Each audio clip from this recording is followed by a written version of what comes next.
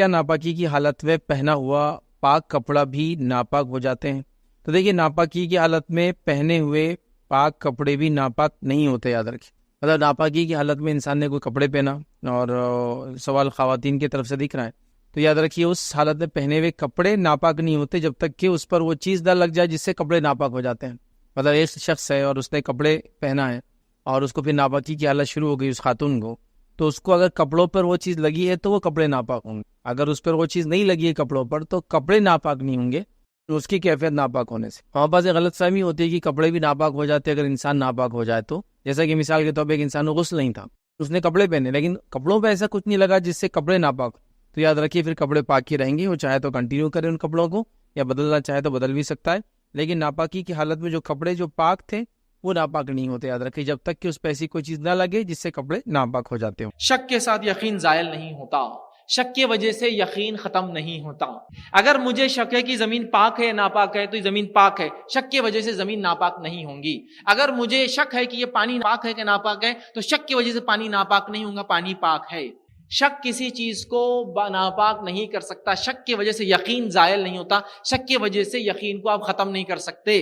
ہاں، یقین ہو کہ اس میں پیشاب گرا، اس میں پیخانہ تھا، اس میں کتے نے منہ ڈالا، اس میں یقین ہو تو الگ بات ہے۔ شک کی نہیں، کھلا پانی ہے تو کتے نے منہ ڈالا ہوگا، نہیں، شک کے بنیاد پہ نہیں، یقین کی بنیاد پہ بات نہیں۔ تو شک کسی یقین کو زائل ختم نہیں کر سکتا، مٹا نہیں سکتا۔ یہ رول آپ یاد رکھ لیجئے، انشاءاللہ زندگی سکون بھری ہو جائیں گے، ٹھیک ہے، وسوسے ختم ہو جائیں گے، زندگی انشاءاللہ آسان ہو۔ ورنہ دھوتے دھوتے ہاتھ پیر منہ کلیاں کرتے کرتے سر کے مسا کرتے کرتے زندگی گزر جاتی ہے۔ ایسا مریض جب نہانے کو چلا جاتا ہے تو پورا خاندان پریشان ہوتا ہے کہ اب 2 گھنٹے تو باہر نکلنا نہیں ہے، 2 گھنٹے کے ساتھ ساتھ پانی لاؤ پانی لاؤ پانی لاؤ پانی لاؤ۔ اب گھر میں ٹاکی اوپر ہے تو سمجھ میں آتا، اب ٹاکی نہیں ہے تو لے جا کے دیتے جاؤ دیتے جاؤ دیتے جاؤ، نہا رہا۔ اب اس کا پرابلم کیا ہوتا ہے معلوم ہے؟ یہ تو چلو اگر کنوارا تھا تو تھک جائیں گا، شادی ہونے کے بعد اگر بیوی سے ہم بستری کریں گا تو کرنا چھوڑ دیں گا، کیوں؟ تو اس کو معلوم ہے اس کو 10 گھنٹے تو نہانا پڑے گا، تو اس ڈر سے بیوی سے قریب بھی نہیں جائیں گا، بولیں گے نہ کو تمہارے قریب اس لیے نہیں آتا، میرے کو نہانے کو بہت ٹائم لگتا۔ اس کی سکون کی زندگی شیطان ختم کر دیں گا اس عمل سے۔ یہ معمولی وسوسہ نہیں، مذاق مت لیجئے، یہ جب شروع ہوتا ہے نا برباد کر دیتا زندگی انسان، اس کی فیملی لائف ڈسٹرب کر دیتا، اس کے بچوں کو ڈسٹرب کرتا، اس کی فیملی ڈسٹرب، اس کی بیوی ڈسٹرب، اس کی طلاقیں ہو جاتی ہے، کیونکہ بیوی بھی اکتا جاتی ہے کہ پانی لاؤ کہاں سے بھر بھر کے، اس کو دوں کہاں سے، بس نہا رہا ہے تو نہا ہی رہا ہے، دھو رہا ہے تو دھو رہا ہے، وضو کر رہا ہے تو 1 گھنٹہ وضو کر رہا ہے، سب پریشان کر، کام ہے کچھ، اب کام کے بیچ میں طہارت کو جانا ہے تو اس کو معلوم آدھا گھنٹے سے پہلے میں نکلوں گا نہیں باہر، تو کام چھوڑ دیتا ہے، لوگوں سے ملنا چھوڑ دیتا ہے، جاب میں دل نہیں لگتا ہے، تھوڑے دن بعد ریموٹ لوکیشن پہ اکیلا پڑے رہتا ہے وسوسوں کی۔ فوراً کنٹرول کیجیے ان وسوسوں کو، یاد رکھیے، ٹھیک ہے۔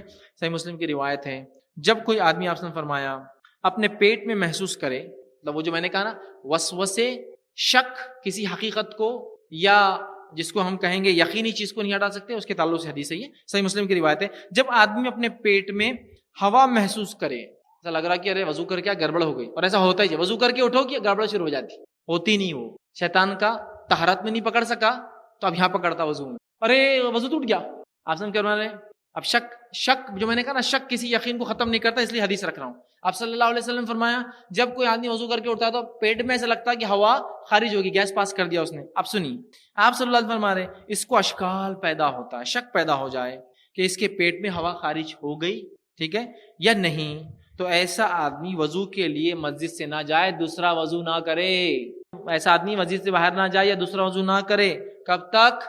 جب تک کہ 2 چیزیں نہ ہو جائے جو یقین کراتی ہے کہ یہ چیز ہوئی، آواز نہ سن لے یا بدبو نہ آ جائے، جب تک اس کا وضو باقی ہے۔ اسی حدیث کے بنیاد پہ میں نے کہا، اور فقہ کا اصول ہے، کوئی شک کسی یقین کو زائل نہیں کرتا۔ یہ شک ہو رہا ہے وضو ٹوٹا، حدیث میں وضو جب تک نہیں ٹوٹا جب تک یقین نہ ہو جائے، اور یقین کے لیے 2 چیزیں، ہوا خارج ہوئی نہیں، 2 چیزیں ہو سکتی، فرسٹ پروف جو ہو سکتا ہے آواز سن لے، سیکنڈ پروف ہو سکتا ہے بدبو آ جائے، ورنہ وضو آپ کا باقی ہے، نماز پڑھیں گے آپ، مسجد سے نہ جائے، چونکہ نبی اکرم صلی اللہ علیہ وسلم مسجد سے باہر نکلنے کو منع کیا، کہا اسی وضو سے نماز پڑھو۔ اب شک کے بنیاد پہ وضو نہیں کرنا ہے، شک کے بنیاد پہ لمبے لمبے وضو پانی سے کرنا ہے، اور اس کے بعد وضو ٹوٹا بول کے بھی آپ کو نہیں کرنا ہے، یہ بات بھی حدیث میں کلیئر ہوگی، اس کی وضاحت انشاءاللہ میں آگے اور لوں گا، ٹھیک۔ اب آئیے، وسوسے یاد رکھیے، اسلام نے بہت آسانیاں کی ہیں، وسوسے انسان کو سختیاں کر دیتے ہیں، ٹھیک ہے۔ انہی میں سے ایک وسوسہ دور کرنے کے لیے یاد رکھیے، جو وضو کے وقت ہوتا ہے، وضو کے وقت ایک وسوسہ کیا آتا ہے، آپ وضو کر کے اٹھ گئے، وضو کر کے اٹھنے کے بعد وسوسہ آتا ہے پیشاب کا خطرہ نکل گیا، یہ مردوں کو زیادہ ہوتا ہے عورتوں کے بنسبت۔ ایسا وضو کر کے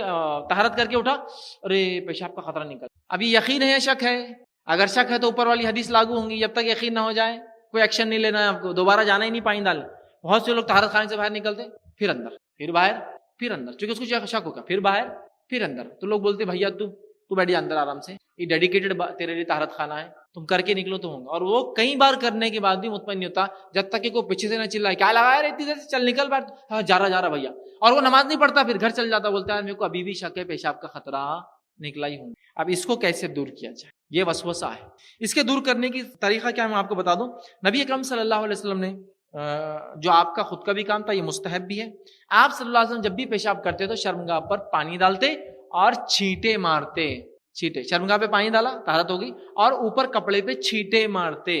اب آپ نے کپڑے پہ چھینٹے مارا, جب بھی آپ طہارت کو جا کر وسوسہ ہو تو کریے, نہیں تو ضرورت نہیں, پانی کے چھینٹے مارنا. اب آپ نے کپڑے پہ چھینٹے مارے, اب تھوڑی دیر بعد شیطان نے خیال لایا پیشاب کا خطرہ نکلا, تو آپ کو معلوم ہے آپ نے پہلے سے گیلا کر دیا پانی سے, پیشاب ہونا ضروری تھوڑی پانی ہو, سمجھ رہا. شک دور ہو جاتا ہے. کیسے؟ اٹھنے کے بعد لگتا نا پیشاب نکلا, تو آپ پانی مار لو, جب نکلا تو کیسا لگتا ہے, ٹھنڈا لگا تو ہوتا ہے نا, کچھ محسوس ہوتا ہے.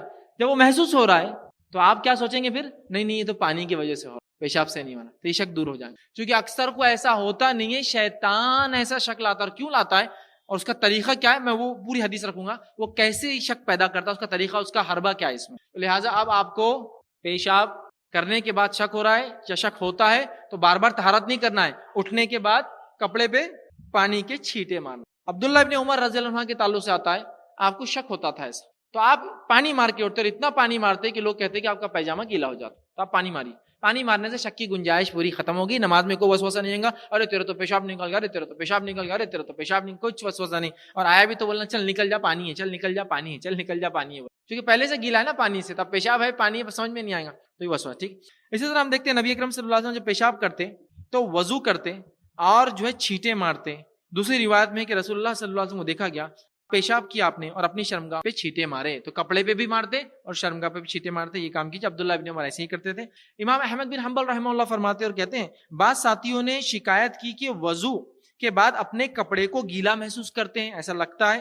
تو آپ نے انہیں فرمایا اور یہ مشورہ دیا کہ جب پیشاب کرے تو اپنی شرمگاہ پہ چھینٹے مار لے, جب چھینٹے مار لیں گے تو وسوسہ انشاءاللہ ختم ہو. ٹھیک ہے, تو یہ پیشاب میں آنے والا وسوسہ بھی ختم ہو گیا. ٹھیک. اب وضو کے وقت جو ہے چھینٹے دینے کے بڑے فائدے ہیں, لیکن یہاں ایک وضاحت ضروری ہے, وہ یہ ہے ہر بار وضو کے لیے طہارت کرنا ضروری نہیں ہے. بہت سارے لوگوں کو غلط فہمی ہوتی ہے, جب بھی وضو کرتے طہارت کو جاتے, ضروری نہیں. ضرورت ہے تو جاؤ, نہیں ہے تو مت جاؤ. کچھ لوگ فجر میں اٹھتے ہیں اور بولتے ہیں فجر میں اٹھنے کے بعد جب تک پیخانہ نہیں ہوا تو میں نماز کو نہیں جاتا. کیوں؟ تو بولے وہ پیٹ صاف نہیں ہوا, گندگی کیسے جائیں گے نماز. ارے بھیا اندر ہے ابھی, وہ باہر نہیں نکلی, جب باہر نکلی تو گندگی کہلائیں گی, جب تک اندر ہے تو میرے ساتھ ہے وہ, سمجھ رہے آپ.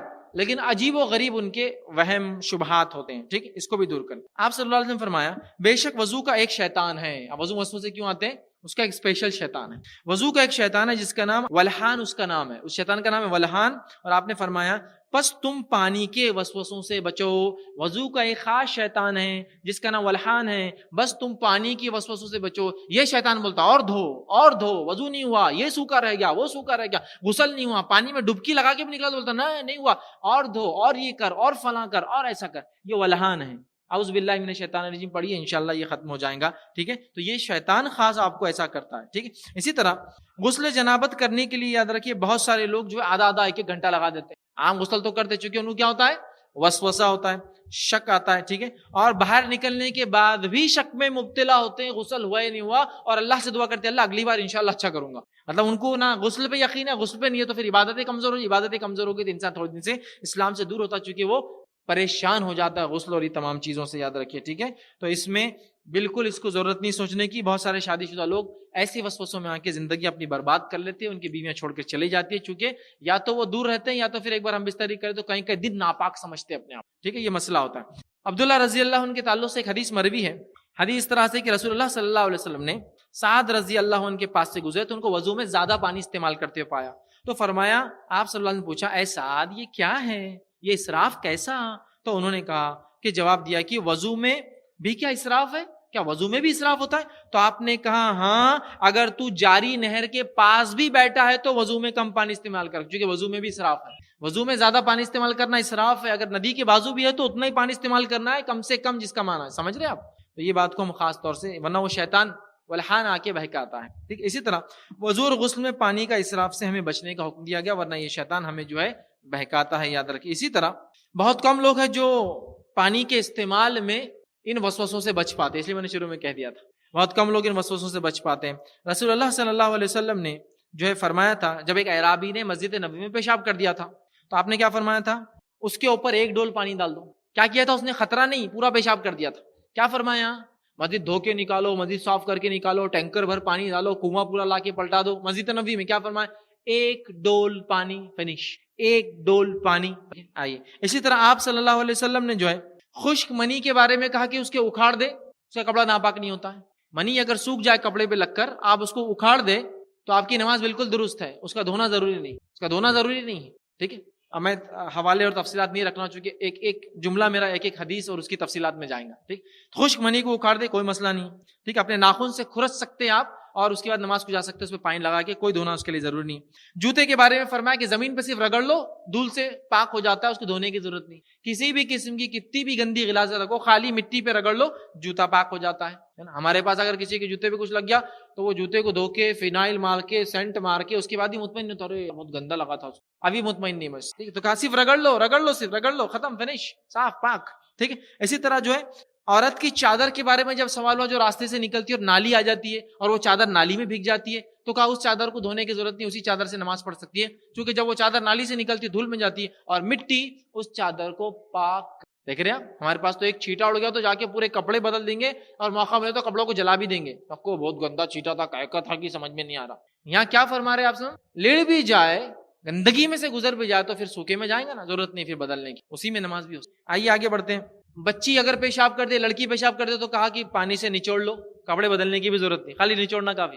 ہمارے پاس بچی پیشاب کر لے، بچہ کر لے تو وہ کپڑے بدلیں گا، پھر جا کے نہائیں گا، 200-400 لیٹر پانی ڈالیں گا، تو لیں گا اب اچھا لگا. خالی نچوڑ لینا ہے، خالی جب پیشاب لگا کافی ہے. لڑکا اگر پیشاب کرے تو پانی چھڑک لینا ہے خالی، چھوٹا جو ابھی کھاتا پیتا نہیں، اتنا بھی کافی. دیکھیے اسلام اتنا آسان ہے. ٹھیک ہے. تو نبی اکرم صلی اللہ علیہ وسلم نے جو ہے ایک چرواہے سے، جب آپ کے ساتھ ایک صحابی جا رہے تھے اور ایک جگہ پانی پینے کی باری آئی تو ایک تالاب تھا، تو چرواہے سے ایک شخص نے جو صحابی تھے کہا، اے چرواہے کیا اس میں درندے پانی پیتے ہیں؟ تو آپ صلی اللہ علیہ وسلم نے کہا، اے چرواہے جواب مت دینا، اگر پینا ہے تو پی لو، نہیں تو خاموشی سے چلو، پوچھو مت کون پیتا کیا کرتا. ہوتا ہے نا صاحب، ہم کہیں سے جا رہے ہیں، اب کوئی پیاس لگی، اب پہلے کے جیسے زمانہ تھوڑی، مطلب ابھی جیسے زمانہ ہے بوٹلیں ہر جگہ ملتی پانی کی، ویسے تھوڑی تھا. اب گاؤں سے گزرے، تالاب ہے، اب تالاب میں پانی پی لے تو لوگ کیا بولتے ہیں، اب تو تالاب میں پانی پی رہا بیٹا، اس میں بھینسا تیرتی ہوں گی، اس میں بھینسوں کو نہلاتے ہوں گے، بھینسا پیشاب بھی کرتی ہوں گی، بھینسا پیخانہ بھی کرتی ہوں گی، انسان کتنے پیشاب کرتے ہوں گے، لوگ کیا کیا لا کے ڈالتے ہوں گے فلاں. آپ صلی اللہ علیہ وسلم کے زمانے میں جو کسی نے پوچھا، اے چرواہے کیا اس میں درندے منہ ڈالتے ہیں؟ آپ نے فرمایا چرواہے جواب مت دینا. صحابی سے کہا پینا ہے تو پیو، نہیں تو چلو یہاں سے. جو دکھ رہا ہے فیصلہ دکھنے پہ ہوگا، فیصلہ شک کے اور گمان کے بنیاد پہ نہیں ہوگا کون کیا کیا کرتا ہے. سمجھ رہے؟ ہمارے پاس کچھ لوگ ہوتے ہیں سفر کرتے ہیں ٹرین میں، ایک بھی نماز نہیں پڑھتے. کیوں؟ ٹرین کے طہارت خانے، کون کون آتا ہوگا، کیا کیا کرتا ہوگا، وہ سب ٹھیک ہے. دکھ کیسا رہا ہے فیصلہ دکھنے پہ ہوگا، فیصلہ کیا کیا ہوا اس پہ نہیں ہوتا ہے شریعت میں. اب نماز کہاں پڑھوں گا؟ سیٹ پہ، سیٹ کتنی گندی رہتی، کیسے میلے کچیلے سوتے، فلاں ہوتا. ابھی کیسی دکھ رہی، لیکن ابھی کیسی دکھ رہی، اس پہ حکم دیا جائے گا. یہ کیا ہوا ہوگا، کیسے ہوتا ہوگا، لوگ کیا کرتے ہوں گے، فیصلے اس پہ نہیں ہوتے اسلام میں، ظاہر پہ. سمجھ گئی حدیث؟ انہی کی طرف ایسی کئی روایتیں اور کئی باتیں بہرحال موجود ہے، اس کو سمجھنے کی ضرورت ہے. ٹھیک ہے. ایک وسوسہ یہ بھی آتا ہے انسانوں کو کہ سبھی لائن سے کچھ نکل گیا، آگے پیچھے کے راستے سے کچھ نکل گیا، بس خواہ پیشاب نکل گیا. عورتوں کو دوسرے خیالات آتے ہیں اس کے برعکس، ہوا نکل گئی، پیخانہ تو نہیں نکل گیا ہوگا، یہ تو نہیں ہو گیا ہوگا فلاں. یہ کنٹینیوس وسوسے ہوتے ہیں. ٹھیک ہے. تو اس کو بھی نکالنے کی ضرورت ہے. عبداللہ بن زید رضی اللہ عنہ فرماتے اور کہتے ہیں کہ رسول اللہ صلی اللہ علیہ وسلم سے شکایت کی گئی کہ نماز کے دوران آدمی کو خیال گزرتا ہے کہ اس کے پیٹ میں کوئی چیز خارج ہو گئی ہے. تو رسول اللہ صلی اللہ علیہ وسلم نے فرمایا وہ نماز نہ توڑے یہاں تک کہ آواز جب تک نہ آئے یا بو نہ آئے، جب تک نماز نہ توڑے. تو شک کی بنا پر وضو نہیں ٹوٹتا. شک کی بنا پر سبیلین سے کچھ نکلا یہ سوچنے سے آپ کا نہ وضو ٹوٹا نہ غسل ٹوٹا. اس بات سے آپ مطمئن ہو جائیے، یاد رکھیے. ٹھیک ہے. اور اسی طرح آپ نے کیا فرمایا، بے شک شیطان تم میں سے ایک آدمی کے پاس آتا ہے اور اس وقت آتا ہے جب وہ نماز میں ہوتا ہے، اور نماز میں ہوتے وقت وہ اس کے پیچھے کے راستے پہ جاتا ہے، پیچھے کی شرمگاہ پہ، اور وہاں ایک بال توڑ لیتا ہے. تو انسان کو ایسا لگتا ہے کہ اس کی ہوا خارج ہوئی، جبکہ اس نے کچھ دوسرا کام کیا. وہاں بال توڑ لیتا ہے، بال کو کھینچتا ہے، حدیث میں آتا ہے بال پکڑ کے کھینچتا ہے یا توڑ لیتا ہے. تو آدمی کو ایسا محسوس ہوتا ہے کہ وضو ٹوٹ گیا. سو آدمی نماز سے نہ پھرے یہاں تک کہ آواز نہ آ جائے یا بدبو نہ سونگھ لے. تیسری ابو داؤد کی روایت نے فرمایا جب تم میں سے کسی کے پاس شیطان آئے اور کہے تیرا وضو ٹوٹ گیا ہے تو تو اس سے کہنا تو جھوٹا ہے، میرا وضو نہیں ٹوٹا.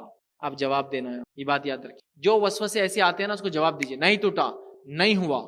آپ لوگ کیا بولتے نہیں ہو گیا ہوں گا، میں جواب دیجیے شیطان کو. ٹھیک ہے، آپ نے فرمایا اس کو بول تو جھوٹا ہے. پھر فرمایا اور نماز سے نہ نکلے جب تک کہ اپنی ناک سے بو محسوس نہ کرے یہ آواز دے. شک کے بنیاد پہ نہیں ٹوٹتا وضو، نماز کچھ نہیں ٹوٹتی. یہ بات یاد رکھیے، میں یہ بتانا ہی چاہ رہا ہوں. مصنف ابن ابی شیبہ کی روایت ہے، اس غور سے سنیے. عبداللہ ابن عباس رضی اللہ عنہ فرماتے ہیں وہ شک کیوں ہوتا ہے، اس کا ریزن یہاں ہے.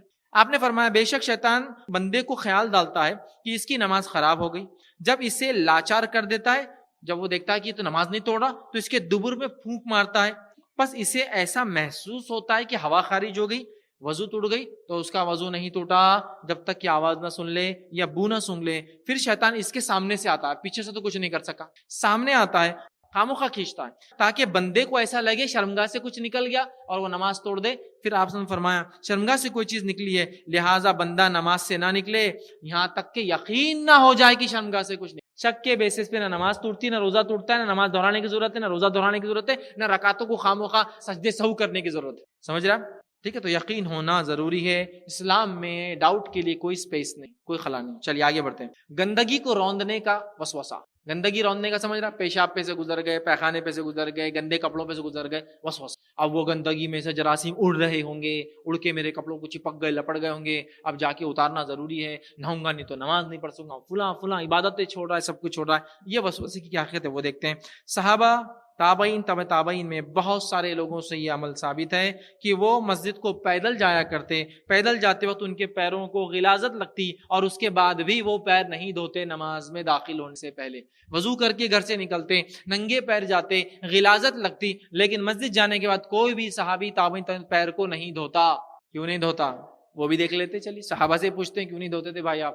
چلیے آگے حدیث دیکھتے ہیں. امام ابو داؤد اور امام ترمذی رحمہ اللہ ایک روایت کرتے ہیں، عبداللہ ابن مسعود رضی اللہ عنہ سے ایک روایت کرتے ہیں کہ ہم گندی چیزوں کو روندنے سے وضو نہیں کرتے تھے. مطلب نبی اکرم صلی اللہ علیہ وسلم زمانے میں ہم گندی چیزوں کو روندتے تھے اور اس کو روندنے سے، پیر میں آنے سے ہم وضو نہیں. کیوں نہیں کرتے تھے؟ چونکہ گندی چیز پیر کو لگی، آگے بڑھے، دھول پیر کو لگی، چونکہ ننگے پیر جا رہے نا، دھول اس گندگی کو پاک کر دیتی. فنش.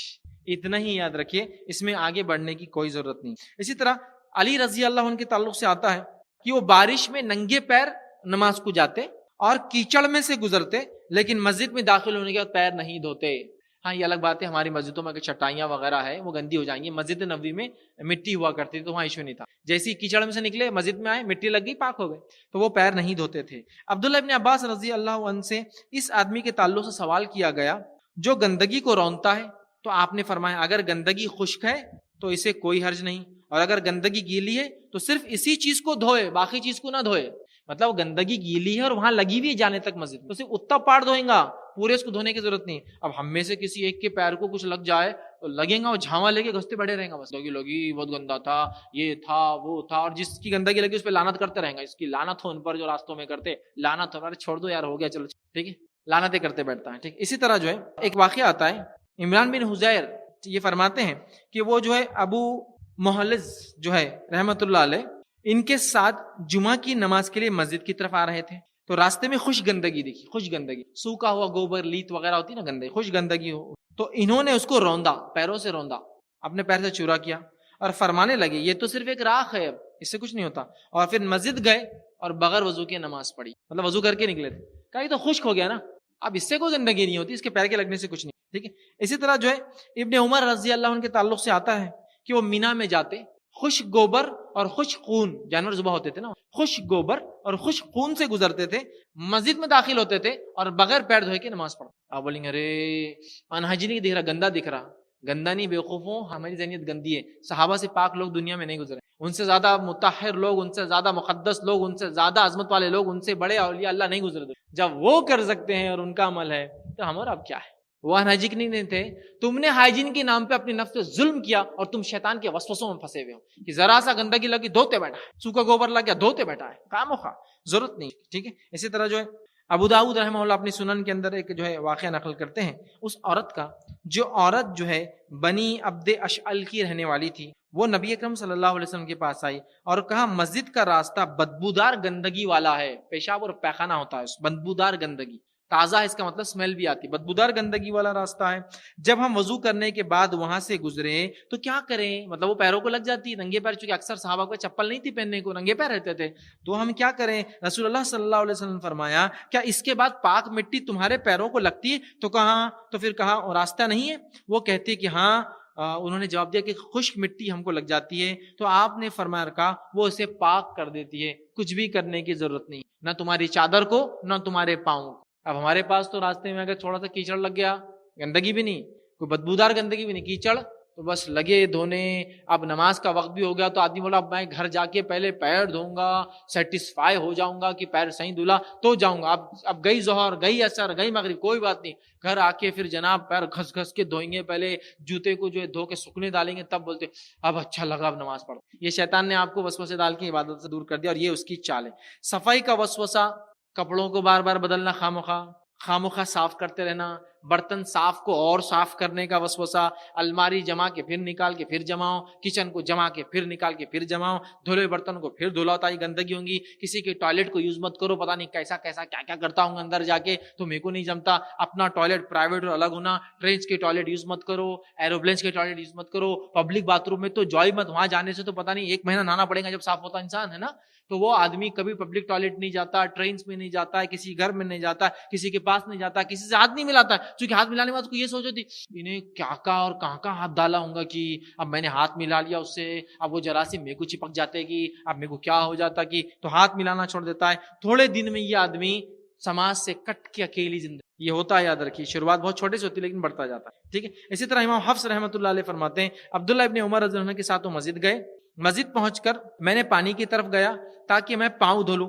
عبداللہ ابن عمر رضی اللہ عنہ نے فرمایا پاؤں نہ دھو، تو نے گندگی کو روندا اور اس کے بعد پاک مٹی کو رون دیا، جس سے وہ مٹی نے تیرے پاؤں کو پاک کر دیا اور انہیں ان کو پیر دھونے نہیں دیا۔ یہ تو کھائے ہوئے، تو دوسروں کا مال ہڑپ کر اپنے پاس لینا غلط طریقے سے، یہ مال فتنہ ہے، اس میں چوری آتا، ڈاکہ آتا، تو میں چونکہ آپ میں سے کوئی چور ڈاکو نہیں، اس لیے میں چور ڈاکو ایگزامپل کی دوں آپ کو، ہے نا۔ آپ بولیں گے یہ تو سب ماشاء اللہ دھوکہ میں دھوکہ نہیں دیتا، اللہ کی قسم کھائے، جھوٹی قسم کھائے، کوئی مال نہیں بچتا تھا ماشاء اللہ، 2 نمبر نہیں کماتا، لیکن ابا نے چونکہ حق نہیں دیا تھا تو میں بھی حق نہیں دوں گا پھوپھو کا، اور میں بھی اپنی بہنوں، اور یہ تو سلسلے وار صدیوں سے چلا رہا ہے، نسل در نسل چلا رہا ہے، تو اللہ تعالیٰ ایک قوم پر کیوں رحم کرے جو اس قسم کا ظلم کرتی ہے، جو حق اللہ نے اپنی کتاب میں بتایا اس کو ابھی بھی مارتی ہے۔ اس لیے میں اس ایگزامپل سے بات شروع کر رہا ہوں اپنی، مال غصب کر لینا، ہڑپ کر لینا، دبوچ لینا، دبا لینا، یہ تو بالکل کامن ہے اندر، لیکن اس میں ایک مسئلہ کیا وہی بتاتا ہوں۔ جب میری والدہ کا حق میرے ماموں نے نہیں دیا تو میں جب حق لینے کے لیے بالکل اللہ رسول کی بات کر رہا ہوں، لیکن ابھی میں بھی اپنی بہنوں کا حق کھا کے بیٹھا ہوں، اس کے اوپر سیکنڈ تھاٹ بھی نہیں معلوم، اگر میں اس سائڈ میں جس سائڈ ظلم ہو رہا ہے تو میں لینے کے لیے ریڈی ہوں۔ کوئی پوچھے آپ نے کیا کیا، ہمارا چھوڑو نا، پہلے اس کا حساب کرو نا، سمجھ رہے، یہ حالت ہے ادھر۔ اور اتنے پیچیدہ مسائل ہو گئے وراثت کے ہمارے پاس کہ جو علماء نے جو فتاوے دی ہے جس میں ایک ساتھ کئی لوگ مر جاتے ہیں، تو اس کے اندر کیا ہوتا ہے، معلوم کرنا پڑتا ہے کون کب مرا پہلے، کیونکہ جیسا مثال کے طور پر اللہ نہ کرے ایک ایکسیڈنٹ ہوا کار کا، تو باپ بھی تھا، بیٹا بھی تھا، اور بھی لوگ تھے بیٹھے تھے، اور ایک ساتھ سب کا انتقال ہو گیا، تو اس میں آئیڈینٹیفائی کرنا پڑتا ہے ان میں سے پہلے کون مرا ہوگا، چونکہ فار ایگزامپل سامنے کوئی تھا، اس کی ڈیتھ پہلی ہوئی ہوں گی، تو اس کے مرتے اگر پیچھے اس کا وارث ہے تو اس کو ملنے والا ہے، حالانکہ وہ بھی مر گیا اس کے ایکسیڈنٹ میں، لیکن اس کو آئیں گا پھر اس کو آئیں گا، تو اس کو معلوم کرنا پڑتا ہے۔ تو وہ مسائل ہم کو ہندوستان میں لگانا پڑتے ہیں، چونکہ نسل در نسل کی پردادا کا بھی حساب نہیں ہوا، تو اس میں وہی اصول لگانا پڑتا ہے، وہ جو ایک ساتھ لوگ مرتے ہیں نا، تو ایک کتنے لوگ، ارے 5 نسلیں ہو گئی، اب حساب کرنا ہے ہم کو، وراثت تقسیم کرنا، 5 نسلیں ہو تو کتنا حساب کریں گے، تو اس کو پھر وہ اصول سے کرنا پڑتا ہے، کون پہلے مرا، پیچیدہ ہو جاتے ہیں مسائل، تو ہم دوسروں کا مال ہڑپ کر لے رہے، غصب کر لے رہے، یاد رکھیں، اور یہ مال کا بہت بڑا فتنہ ہے، جس میں یاد رکھے سب سے ایک مثال تو دے دیا میں نے، جس میں دیندار بھی نہیں بچے، بے دین بھی نہیں بچے، بے دین لوگوں کو تو پتہ بھی نہیں دینا چاہیے بہنوں کا، دینداروں کا بھی یہ حال ہے۔ دوسرا یاد رکھیے جو بڑا فتنہ ہے، یاد رکھیے جو مال دوسروں کو غصب کرنا، وہ ہے زمینوں کا ہڑپنا۔ ہمارے پاس ایسے لوگ ہیں جو چتر چالاک، دھارکاری، تیسمار خان اور پتہ نہیں کیا کیا بن گئے، 5 سال میں یہاں پہنچ گئے۔ 5 سال میں یہاں کیسے پہنچ گئے آپ؟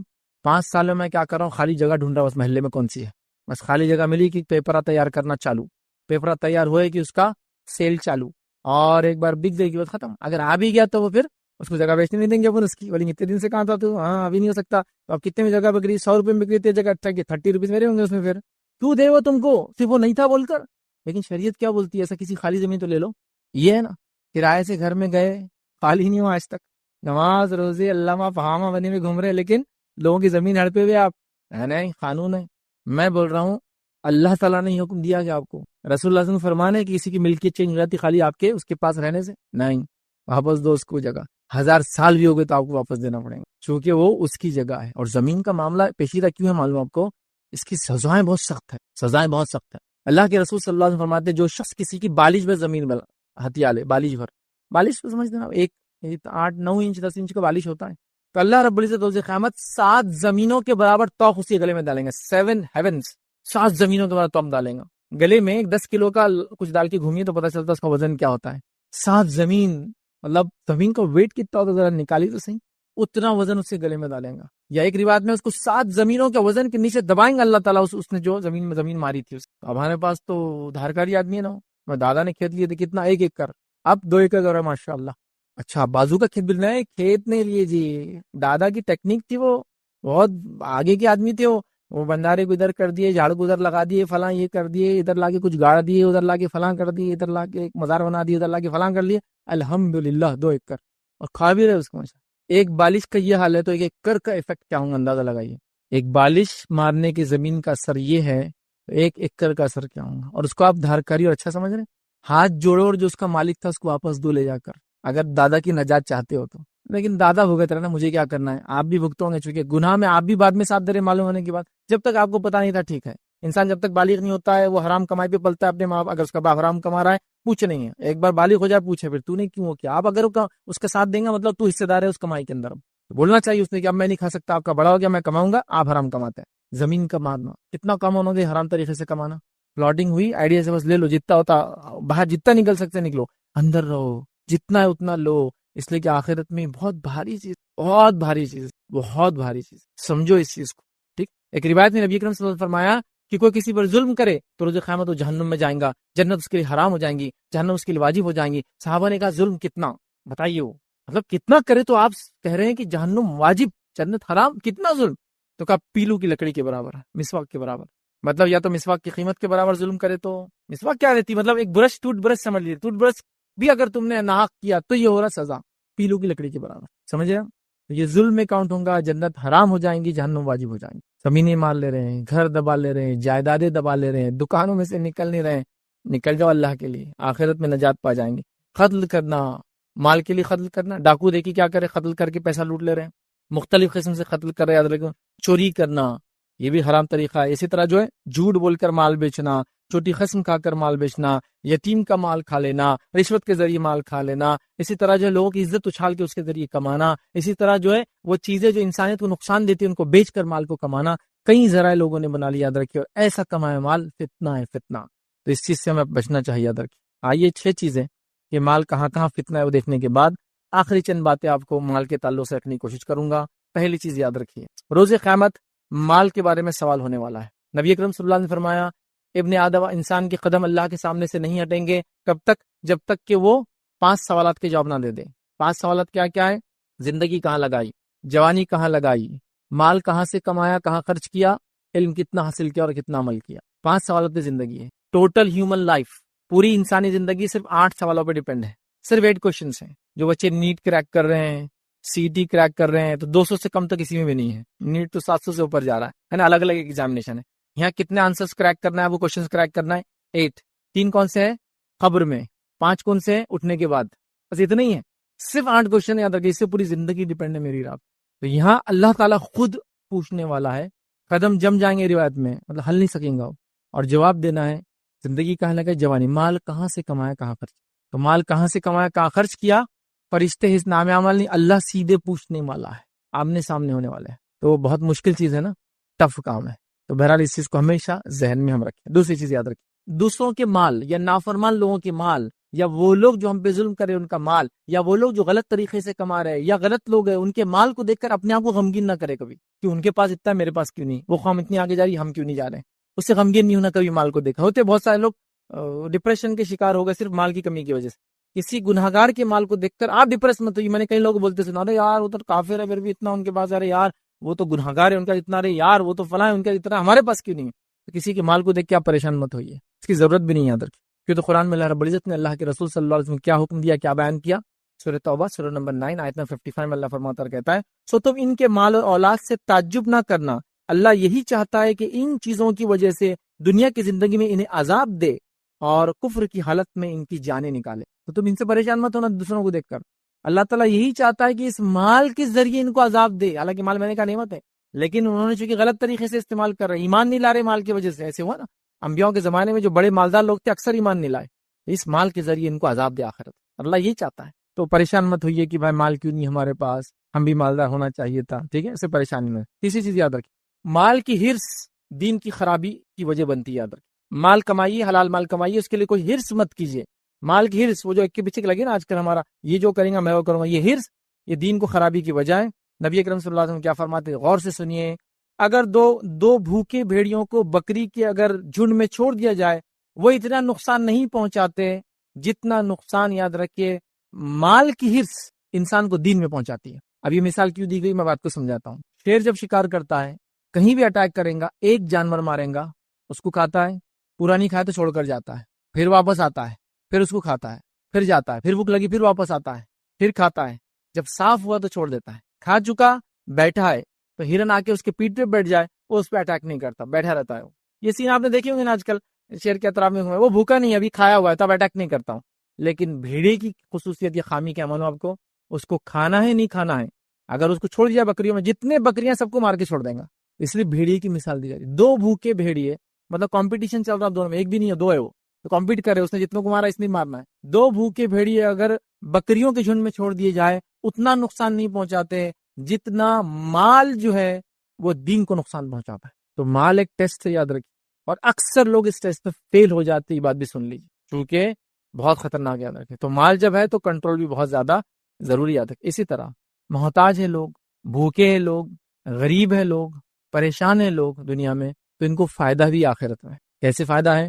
نبی اکرم صلی اللہ علیہ وسلم فرماتے ہیں، جامع ترمذی کی روایت ہے، آپ نے فرمایا محتاج مہاجرین دولت مند مہاجرین کے مقابلے میں 500 سال پہلے جنت میں جائیں گے۔ تو اللہ تعالیٰ جن کو دنیا میں مال نہیں دیا تو ان کو آخرت میں بینیفٹ دیں گا۔ اس کا کیا بینیفٹ دیں گا؟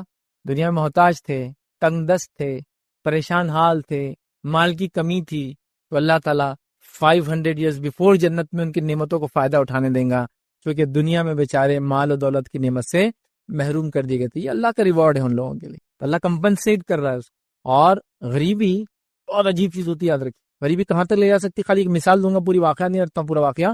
غریبی کفر تک، زنا تک اور کئی گناہ تک لے جاتی۔ ارتداد ہو رہا ہے، بہت سارے لوگ اسلام چھوڑ رہے ہیں، غریبی اس کی بہت بڑی وجہ ہے۔ غریبی بہت کچھ کروا دیتی ہے، یاد رکھیں۔ حتیٰ کہ ایک انسان، وہ واقعہ پورا صحیح مسلم میں روایت ہے، 3 لوگ تھے، بارش ہوئی، جا کے گفا میں گئے، ایک پتھر آگے گر گیا، تینوں نے کہا چلو اپنے اپنے نیکی کا وسیلہ لیں گے آج۔ تو اس میں ایک آدمی نے کہا اے اللہ، میری ایک جو ہے چچا زاد بہن تھی اور میری اس پہ بری نظر تھی، میں نے اسے زنا کا آفر دیا، اس نے کبھی بھی انکار کیا، لیکن ایک بار غربت آ گئی، قحط پڑ گیا، بھوک مری آ گئی، وہ میرے پاس آئی اور کہا مجھے کچھ اناج دے۔ میں نے کہا اناج تو تبھی ملیں گا، کھانا جب ملیں گے جب میرے ساتھ منہ کالا کریں گی۔ وہ مجبور ہو گئی، اس نے کہا ٹھیک ہے کر لے۔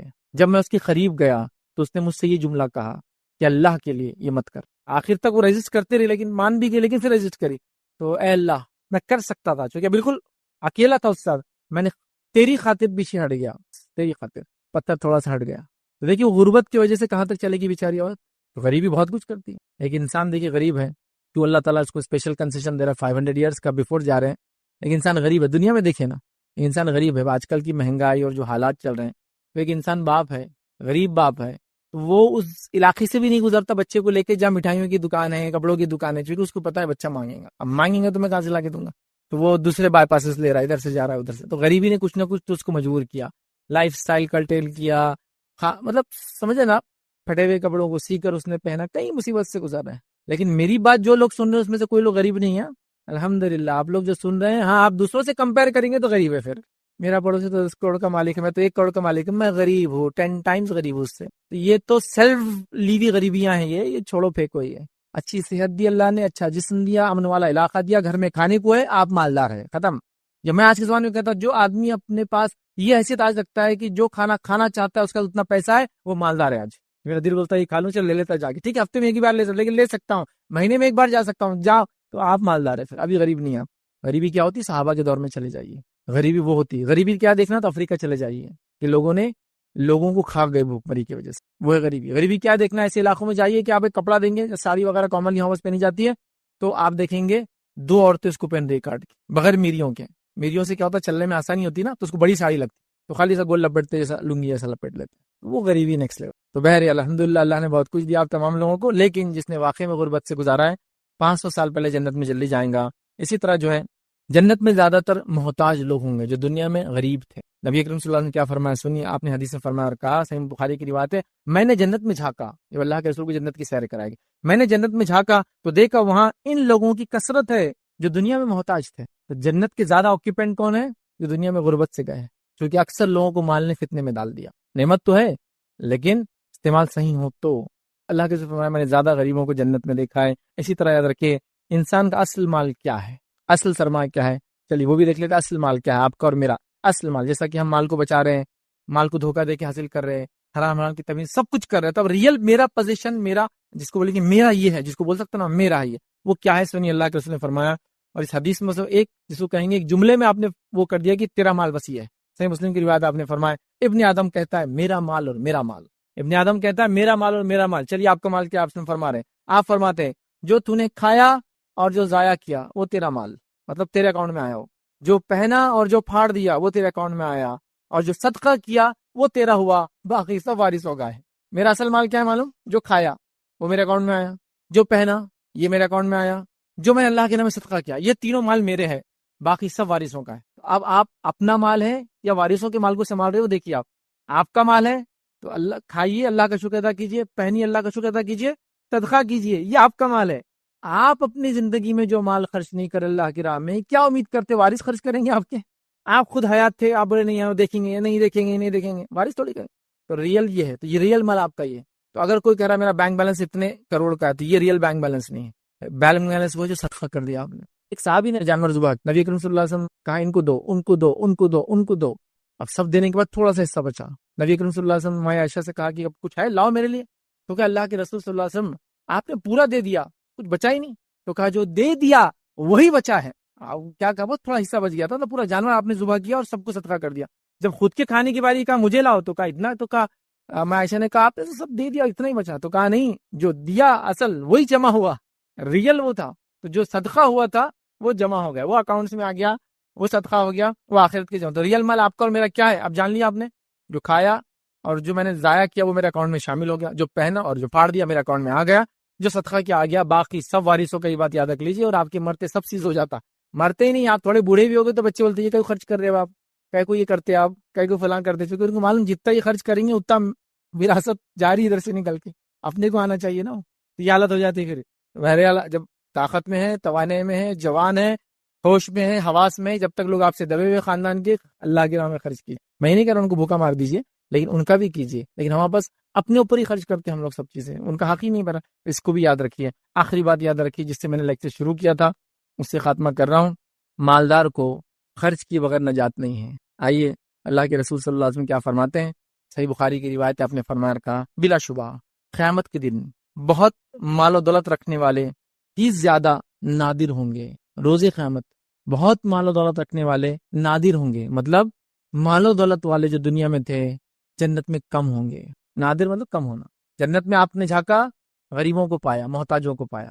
بہت کم مال و دولت والے نادر ہوں گے, اس لیے کہ مال فتنے میں ڈال دیتا ہے. تو آپ فرما رہے دولت رکھنے والے زیادہ نادر ہوں گے, مگر جس سے اللہ نے دولت دی, اب کون بچ سکتا ہے اسے, جس سے اللہ نے دولت دی, اس نے اپنے دائیں سے اور بائیں سے اور پیچھے سے اور ہر طرف سے دولت کو جو اللہ کے راہ میں لٹا دیا, تو فرمایا آپ لٹا دیا اور اس مال سے بھلائی کما لی, بس وہ بچ جائیں گا. اس لیے میں نے کہا مال و دولت اگر کسی کے پاس ہے, خرچ کیے بغیر نجات نہیں ہے. تو خوب خرچ کیجئے, یہ اصل آپ کا سرمایہ بھی ہے, یہ آپ کا ایسٹ بھی ہے, یہ آپ کے ریئل دولت بھی ہے, یہی فائدے مند ہے, ورنہ پھر ہمارا مال ہمارے لیے فتنہ بن جاتا ہے. یاد رکھیے, لہٰذا یہ بڑی اہم چیز ہے, یاد رکھیے. مال فتنہ کب بنے گا؟ جو کہ نوجوان سن رہے, آگے بھی سنیں گے, جب نوجوان مال کمائیں گے, ہے نا. کیونکہ آج کل نوجوان جس روش میں چل رہے ہیں, تو ان کو صبح اٹھانا پڑا کہ اٹھو بچوں ظہر ہو گئی. کماؤں گے تو مال کا فتنہ, مال کی بات ہوں گی, خرچ کی بات ہوں گی, ساری چیزیں ہوں گی. تو یہاں کیا ہو رہا ہے, کہیں میرے لیکچر کو سن کے جو عیدی ہے وہی بول رہا اچھا ہی ہوا اپن کمانے کے چکر میں جا رہی نہیں, فیض بھائی نے بول دیے مال فتنہ ہے. امی سن لو, 500 سال پہلے جنت میں جانا ہے تو میرے کو ایسے ہی رہنے دو, میں ایسا رہوں گا تو کامیاب انسان بنوں گا. ان لوگوں میں شامل ہو جاؤں جلدی جائیں گے؟ نہیں، اللہ نے صلاحیت دی تھی، تو نے کمایا نہیں، صلاحیت دی تھی کما کے اللہ میں خرچ نہیں کیا، اس کا بھی زوال ہے، اس کا بھی زوال ہے، معلوم آپ کو؟ جو کما سکتا ہے وہ نہ کمائے تو یہ ظاہر سی بات ہے ایک نیکی اور ثواب کا کام اس نے ضائع کیا ہے نا۔ تو بہرحال اس لیے کہہ رہا ہوں، لہٰذا مال فتنہ ہے، لیکن اللہ ان کو بچا لیتا ہے جو اس کی راہ میں اس کو خرچ کرتے ہیں، اور جو خرچ نہیں کر کے باقی میں نے جو پوائنٹس رکھے وہ کرتے ہیں تو مال پھر ان کے لیے فتنہ بن جاتا ہے۔ تو مال نعمت ہے، اس کا اگر صحیح استعمال ہو تو مال زحمت ہے، اگر اس کا غلط استعمال ہو تو بس یہ کہہ سکتا ہوں مال وہ ذریعہ ہے جس کے ذریعے انسان بہت جلدی جنت میں بھی جا سکتا ہے، مال وہ ذریعہ جس کے ذریعے انسان بہت زیادہ گہرائی میں جہنم میں بھی جا سکتا ہے۔ صحیح استعمال کیا جنت کی مقامات پا لیا، غلط استعمال کیا جہنم کی گہرائی کو بہرحال حاصل کیا۔ تو لہٰذا مال کمائے، حلال کمائے، صحیح طریقے سے کمائے، صحیح طریقے پہ خرچ کرے، زندگی میں خرچ کرے، اپنے اوپر جن کا اللہ نے حق باندھا ان پہ خرچ کرے، زکوٰۃ کو ادا کرے اور صدقات اور خیرات کرے، تاکہ جب آنکھ بند ہو تو آخرت میں یاد رکھے اس کا فائدہ ہم اٹھا سکے۔ اسی پہ اپنی بات کو میں ختم کروں گا۔ اللہ رب العزت سے آخر میں دعا کہ اللہ سبحانہ تعالیٰ مال کے ہر قسم کی فتنے سے امت مسلمہ کی جو حفاظت کرے، اور ہم تمام کو جو نعمت تو نے دی ہے ان نعمت کا شکر ادا کرتے ہوئے اس کا فائدہ اٹھاتے ہوئے دنیا کی ایک بہترین زندگی عطا کرنے کی توفیق عطا فرما، اور آخرت کے اندر ہمیں ان تمام چیزوں کو نجات کا ذریعہ بنا۔ جب تک ہمیں زندہ رکھ اسلام اور ایمان پر زندہ رکھ، خاتمہ ہمارا ایمان پر ہو۔ وآخر دعوانا الحمدللہ رب العالمین، سبحان ربک رب العزت عما یصفون وسلام علی المرسلین والحمدللہ رب العالمین۔ جزاک اللہ خیر۔ یہ تھے جناب ایڈوکیٹ فیض سید صاحب، جنہوں نے کافی بہترین انداز میں مال کا فتنہ اس عنوان کی آپ لوگوں کے سامنے وضاحت کی۔ اسی طرح ہم سوال جواب کے مرحلے کی طرف بڑھتے ہیں۔ سوال جواب کے مرحلے کے لیے جینٹس میں مرد حضرات کے لیے میرے دائیں جانب ایک مائک لگایا گیا ہے، جن کسی کو بھی سوالات پوچھنا ہو تو وہ یہاں پر قطار لگا سکتے ہیں۔ کوشش کریں مرد حضرات میں سے بھی خواتین میں سے بھی کہ جو کوئی سوال پوچھ رہے ہوں سوال عنوان پر ہوں۔ اسی طرح سے جو کوئی بھی سائل ہو، سوال کرنے والا ہو، وہ سب سے پہلے اپنا نام اور پیشہ ضرور بتائیں۔ اسی طرح سے خواتین مائک پر بھی سوال کر سکتے ہیں، اور مائک کے علاوہ وہ چیز کے ذریعے سے بھی سوالات پوچھ سکتے ہیں۔ اور جو کوئی بھی لوگ آن لائن اس کانفرنس کو دیکھ رہے ہیں وہ بھی کمنٹس کے ذریعے آن لائن اپنے سوالات کو پوچھ سکتے ہیں۔ ہماری کوشش رہیں گی کہ ان سوالات کو بھی ہم یہاں پر شامل کرنے کی کوشش کریں۔ جزاک اللہ۔ بسم اللہ الرحمن الرحیم، الحمدللہ رب العالمین، والصلاة والسلام علی رسولہ الکریم وعلی آلہ وصحبہ اجمعین۔ رب اشرح لی صدری ویسر لی امری واحلل عقدۃ من لسانی یفقہوا قولی، اما بعد۔ جی، میرا نام دانش خان ہے، میں آئل مارکیٹنگ کمپنی میں جاب کرتا ہوں۔ میرے دو سوالات تھے۔ پہلا سوال یہ ہے کہ ایک سوچ ہے، وہ سوچ کے اوپر آپ کا کمنٹ چاہیے تھا کہ ایک غریب باپ ہے جو کہ غربت میں اپنی جوانی نکالے، اور جب اس کا اولاد ہو، بیٹے ہو خاص طور سے، تو وہ یہ چاہے کہ میں انتھک محنت کر کے کسی بھی ذریعے سے حرام حلال کی تمیز نہ کرتے ہوئے بچوں کی لائف میرے جیسی نہ ہو، ایسے پیسہ کماؤں۔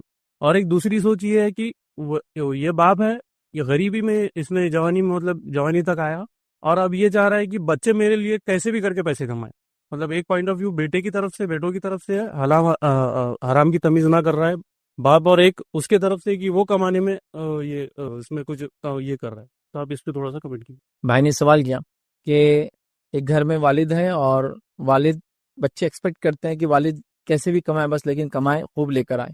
پھر جب والد کی عمر ہو جاتی ہے، بچے بڑے ہو جاتے ہیں، تو والد یہ ایکسپیکٹ کر رہے ہیں کہ بچہ بھی کمائے، چاہے جس طرح سے بھی کمائے، کوئی مسئلہ نہیں، لیکن کمانا چاہیے، تاکہ والد اچھی زندگی چاہ رہے بچوں کی ہو، بچے چاہ رہے تھے ان کی زندگی اچھی ہو جب وہ چھوٹے تھے۔ تو اس پہ میرا کمنٹ کیا ہے؟ تو دیکھیے، سب سے پہلی چیز تو یہ ہے کہ ایک انسان جب کوئی مثال کی طرف والد ہے اور وہ حرام کما رہے ہیں، اور وہ جو بچے ہیں جو غیر بالغ ہے اس پہ ڈیپینڈ ہیں، جو اس کے نہ اس مال میں شامل ہے، نہ وہ چاہتے ہیں کہ وہ ایسا مال کمائے، لیکن وہ کما رہا ہے، تو اس معاملے میں جب تک وہ بالغ نہیں ہوتا بچہ، تو اللہ تعالیٰ اس سے پوچھ نہیں کرے گا اس کی کہ اس کے والد نے کیسے کھلایا، چونکہ وہ مجبور رہتا ہے اس وقت میں، تو یہ ہوگا۔ لیکن بچے بڑے ہو گئے، بچے ایکسپیکٹ کر رہے ہیں کہ باپ بھی کیسے بھی بس کما کے لائے، بس کما کے لائے، اصل چیز یہ ہے۔ تو یاد رکھیے، ایسی حالت میں باپ اور بچے ایک ہی مقام پر آ گئے، گناہ کے دونوں برابر ہیں، کیونکہ بچے چاہ رہے باپ بھی حرام کمائے، بعد میں باپ بھی چاہ رہا بچے بھی حرام کمائے، ریزن مین کہ یہ چاہتے تھے اپنی زندگی جو وہ چاہتے ہیں ان کی زندگی اچھی ہو۔ تو بہرحال یہ دونوں معاملے میں وہ دونوں گناہ گار، یاد رکھیے، اور برابر ہیں، چاہے وہ کماتے نہیں تھے بچے، لیکن باپ کو کہہ رہے کماؤ، رشوت لے کے آؤ، فلاں کرو۔ اور میں نے کئی لوگوں کو دیکھا، عورتوں کو بھی دیکھا، شوہر کو بولتے رہے ان کے شوہر بھی تو اتنا کما رہے نا، وہ کیسا 2 نمبر، وہ کیا ٹیبل کے نیچے ٹیبل کے اوپر چلتا، اور فلاں چیز یہ کر رہے تو آپ کیوں نہیں کر رہے، اس سے زندگی اچھی ہو جائیں گی۔ تو یہ دونوں گناہ میں برابر ہے، حالانکہ بچوں نے کمائے نہیں ابھی، لیکن صرف بالغ ہو گئے اور چاہتے باپ بھی حرام کمائے، اس وجہ سے یاد رکھے گناہ میں یہ برابر ہو گئے۔ میں نصیحت کروں گا ایسے تمام لوگوں کو، حرام کمانے کے بارے میں بالکل سوچنا نہیں چاہیے۔ کیوں؟ نبی اکرم صلی اللہ علیہ وسلم نے فرمایا حرام لقمے سے جس جسم کی پرورش ہوتی ہے، جہنم کی آگ ہی اس کے لیے بہترین ٹھکانہ ہے، سیکنڈ کو اس کے لیے ٹھکانہ نہیں آگے، مطلب جہنم کا آگ اس گوشت کے لیے ٹھکانہ ہے جس کی پرورش حرام پہ ہوتی ہے۔ تو لہٰذا میں گزارش کروں گا، نہ بچے والدین کو ایسا کہیں، نہ والد بچوں کو ایسا کرے، اگر کیا ہے تو توبہ کرے اپنے رب سے، معافی مانگے اور معاملے کو رفع دفع کرے، لیکن ایسی زندگیاں نہ جئیں۔ لیکن کامنلی آج کل سوسائٹی میں جو حالات چل رہے ہیں، دیکھا جا رہا ہے کہ سوسائٹی مینٹین کرنے، حالات مینٹین کرنے، یہ تھاٹ پروسیس سب میں ہے، کامن ہے کہ چلتا رہتا ہے، ہوتا ہے، کرنا پڑے گا۔ اللہ تعالیٰ ہماری ان تمام چیزوں سے حفاظت کرے۔ شیخ دوسرا سوال یہ ہے کہ الیکٹریسٹی بل جو عام طور پہ دیکھا جاتا ہے کہ لوگ اس میں کچھ سیٹنگ کرتے، کچھ چیزیں کر کے اس کو کم کرواتے، تو جو انار والی مثال آپ دیے تھے اور ٹوکری میں سے اٹھا کے رابن ہوڈ والی، تو چور کے گھر میں چوری کرنا، یہ بولتے ہیں کہ بھائی ایم ایس سی بی والے بھی تو ٹیکسز لگا کے گورنمنٹ بھی تو ہمارا پیسہ کھا رہی ہے، تو ہم ان کے چور کے گھر میں چوری کرنا اسلام میں کیسا ہے؟ تو بہرحال بھائی نے ایک سوال کیا، سمجھتا ہوں آن لائن میں نے اس کے جوابات آلریڈی دیے ہیں، آپ چاہے تو دیکھ لیں۔ الیکٹریسٹی بل، نل کا جو چوری کرتے ہیں، پانی کا جو معاملہ ہے، اس میں نے آلریڈی آن لائن آپ جوابات دیکھ سکتے ہیں۔ مختصر آپ نے چونکہ سوال کیا حرام حلال سے اس کا تعلق ہے تو کر دیتا ہوں۔ کوئی چیز جو سروس کے عوض ملتی ہے آپ کو، مطلب جیسے مثال کے طور پر آپ نے موبائل کمپنی سے موبائل سروس استعمال کی تو اس کے بدلے اگینسٹ آپ کو چارج دینا پڑتا ہے۔ تو کوئی چیز کسی سروسز کے اگینسٹ کوئی چارج اگر لگایا جاتا ہے تو وہ چارج دینا آپ کو پڑے گا۔ جیسا آپ نے کسی آدمی سے اپنی گاڑی کی سروسنگ کرائی تو وہ آپ کو چارج لگائیں گا، آپ کو وہ چارج اس کو دینا پڑے گا۔ آپ یہ نہیں بول سکتے کہ وہ جو سروسنگ والا ہے نا اس نے خود اپنے باپ کی دولت زمین کھایا ہوا ہے، فلاں لوٹا ہوا ہے، تو میں سروس تو کراؤں گا لیکن اس کو چارج نہیں دوں گا۔ اس میں کوئی لاجک نہیں بنتا۔ اور یہاں آپ کیا لے رہے ہیں؟ الیکٹریسٹی لے رہے ہیں۔ الیکٹریسٹی جب لیں گے آپ تو ظاہر سی بات ہے اس کو آپ کو بل پے کرنا ہے، جتنی آپ استعمال کریں گے اتنی پے کرنا ہے۔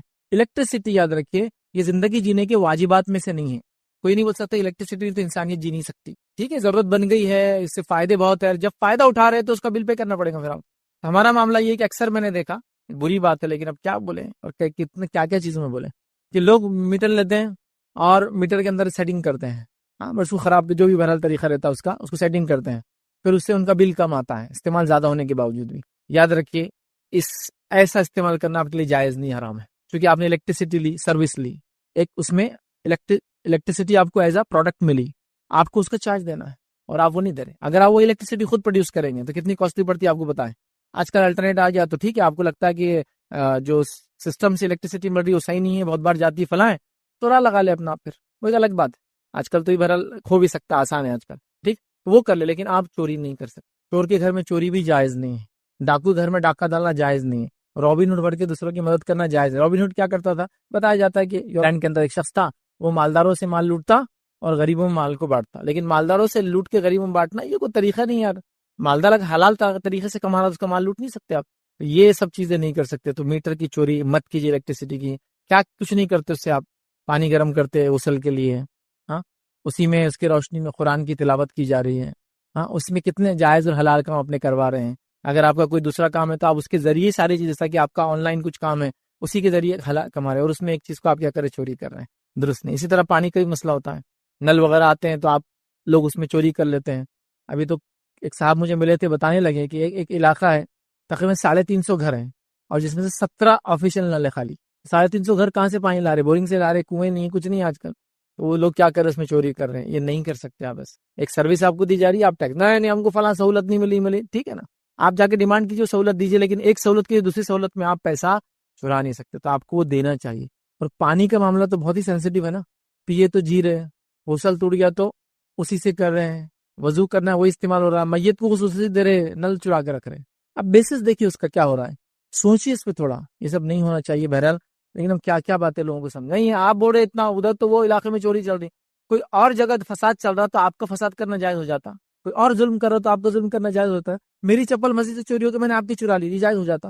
ہم یہ بول رہے نا اس نے کرا تو ہم کیوں نہیں کرنا، وہ آگے بڑھے تھے ہم کیوں نہیں کرنا۔ بھائی ایسا نہیں ہوتا ہے، لاجیکل ہونا چاہیے ایک انسان نے، تو لہٰذا آپ ایسی چوری نہیں کرنا چاہیے، ورنہ اننیسسری چیزیں ہم حلال کی طرف سے حرام کی طرف خاموخواہ جا رہے ہیں۔ سروس لی گئی، چارجز دینا چاہیے۔ اچھا کبھی یہ بھی ہوتا ہے، کسی نے سوال کیا تھا کہ بھائی ہم تو وہ جس کو کہتے ہیں کہ کھیت میں گئے اور مالی نہیں تھا تو کیا ہم چرا سکتے ہیں کیا؟ اس کا کام تھا نا بیٹھے رہنا، وہ بیٹھا نہیں تھا تو ہم نے چرا لی۔ پھر تو دیکھیے شریعت میں یہ جائز نہیں ہے، آپ کسی جگہ جا رہے ہیں مالی نہیں بھی ہے تو شریعت آپ کو اجازت نہیں دیتی کہ آپ کوئی چیز چرائے، وہ چوری ہے اور حرام میں آگے، یاد رکھیے اس کو سمجھیں۔ سوال کہ اپنے مال کا کتنا حصہ ہم خود پر خرچ کر سکتے ہیں؟ تو دیکھیے آپ کے مال کا جو واجبی ہے، کتنا کوانٹیٹی وائز مطلب فیگرز میں نہیں بتا سکتا ہوں کہ کتنا آپ پہ خرچ کریں یا کتنے پرسنٹیج کریں. جو واجبی ہے جو ضروری ہے وہ خرچ کریں. جیسا مثال میں دے سکتا ہوں, میں انڈیا میں یہاں رہ رہا ہوں اور یہاں ایک واجبی خرچہ ایک انسان کا سمجھ لیجیے 10,000 میں اس کا اگر خود کا گھر ہے تو ایک انڈیویجول کا 10,000 میں خرچہ ہو جاتا ہے. لیکن یہی چیز اگر وہ دبئی چلا جائے, یو ایس چلا جائے تو میں بھی 20, 30, 40,000 ہو جائیں گا. تو جو واجبی ہوتا ہے اتنا وہ انسان اپنے اوپر خرچ کر سکتا ہے. ہاں اگر ایک انسان اپنی مال کی زکوٰۃ دیتا ہے, جن کا حق اللہ نے رکھا ہے والدین بیوی بچے ان کے حق ادا کرتا ہے, اور جن کا اس کے مال میں حق ہے جو مسافر ہیں, مانگنے والے ہیں, رشتہ دار ہے وغیرہ, وہ سب کرتا ہے. یتیم ہے, سماج کے ادر کے نادر لوگ ہیں وہ کرتا ہے. تو باقی چیز اپنے اوپر نفس پہ وہ خرچ کر سکتا ہے ادر کے. ٹھیک ہے, تو اس میں کوئی انشاءاللہ جیسے مسئلہ نہیں, لیکن کتنا کوانٹٹی نہیں بتا سکتے. نبی اکرم صلی اللہ علیہ وسلم کے زمانہ تک ایک شخص آیا اور کہا کہ بس 1 درہم میں کیا کروں. کہا اپنے نفس پہ خرچ کر, اپنے آپ پہ خرچ کر. اس کو ایک اور درہم میں کہا کہاں خرچ کرو, تو کہا اپنے بیوی بچوں پر خرچ کر. پھر کہا ایک اور درہم ہے تو کہاں خرچ کروں, تو آپ نے سمجھ کچھ اور ایسا حق بتا کہ اس پہ خرچ کر. کہا ایک اور درہم میں کیا کروں, تو کہا اب تجھے معلوم ہے کیا کرنا ہے, تو اللہ کے نام میں خرچ کر دینا. قرآن نے کہا کہ قرآن میں سوال کیا کہ یہ لوگ پوچھتے کتنا ہم خرچ کریں اللہ کے راہ میں, تو کہا کہ جو حق ہے ان کے حق دینے کے بعد اللہ کے راہ میں خرچ کر سکتے ہیں. تو یہ بھی ہو سکتا ہے آپ کا حق اپنے لیے سب لے لیا, اس کے بعد کا اللہ کے راہ میں خرچ کیجیے, دیجیے. کتنا خود پہ خرچ کرنا ہے بس میں نے کہا جو واجبی ہے. میں اس کا کوئی فیگر یا پرسنٹیج نہیں دے سکتا ہوں, یہ ڈیپینڈ ہے. بس یہ دیکھیں آپ کہ آپ اللہ کے لیے خرچ کریں اور جہاں خرچ کرنے کا حکم ہے وہ کرتے رہیں, یہ اصل ہے. اگر اس کے علاوہ جو مال ہے اپنی نفس پہ آپ خرچ کر سکتے ہیں, اور نفس پہ خرچ کرنے والے مال کو کم کر کے آپ زیادہ سے زیادہ اللہ کے نام میں لگا, میں کہوں گا یہ ریکمینڈ کرتا ہوں. اس سے انشاءاللہ جیسے آپ کو دنیا اور آخرت کے زیادہ سے زیادہ فائدے ملیں گے انشاءاللہ. السلام علیکم سر. کوشچن یہ تھا کہ اعمال کے اعمال اچھے یا برے کرنے سے مال میں زیادتی یا کمی ہوتی ہے کیا؟ میں نے ایک سوال کیا کہ اعمال کے اچھے یا برے ہونے سے مال میں زیادتی یا کمی ہوتی ہے کیا. تو دیکھیے, اچھے اعمال کرنے سے مال میں برکت آتی, یہ بات ثابت ہے. اس پر میرے کئی لیکچر ہے, روزی میں برکت مگر کیسے, بہترین دنیا کی زندگی مگر کیسے, 2 لیکچر تو کافی مشہور ہیں, آپ ان کو دیکھیے. اس میں 10 پوائنٹس لے آؤں. نیکی کرنے سے مال و دولت میں برکت ہوتی ہے, اضافہ ہوتا ہے اور فائدہ ہوتا ہے, یہ بالکل بات ثابت ہے. تو لہٰذا آپ یہ کر سکتے ہیں. ٹھیک ہے, تو اس میں کوئی مسئلہ نہیں. تو جو انسان نیک ہوں گا, دیندار ہوں گا, متقی ہوں گا, پرہیزگار ہوں گا, اس کو اس کا فائدہ ہوں گا. لیکن اسی جملے کے ساتھ بول رہا ہوں, اگر کسی